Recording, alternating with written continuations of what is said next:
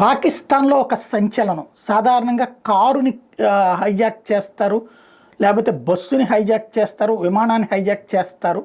కానీ ఒక రైలుని హైజాక్ చేశారు. అది కూడా బెలూచ్ రెబల్స్ యూనిట్ ఏదైతే ఉందో వాళ్ళు ప్రకటించారు. అది కూడా ఏంటో తెలుసా, రైలు పట్టాలు తప్పించి దాన్ని హైజాక్ చేసింది మామూలు ప్యాసింజర్ ప్రయాణించేటటువంటిది కాదు. ఏకంగా పాకిస్తాన్ సైనిక దళాలు ప్రయాణించేటటువంటి రైలుని హైజాక్ చేశారు. పాకిస్తాన్ సైన్యం ఏకంగా 140 మందికి పైగా సైన్యం ఉన్నారట, భద్రతా సిబ్బంది. అలాంటి ట్రైన్ని హైజాక్ చేశారు. ఆ సందర్భంగా అడ్డుపడ్డటువంటి పాకిస్తాన్ సైనికుల్ని 6గురిని కాల్పులు జరిపారు, చంపేశారు. ఇంకొక 6గురికి తీవ్రంగా గాయపరిచారు.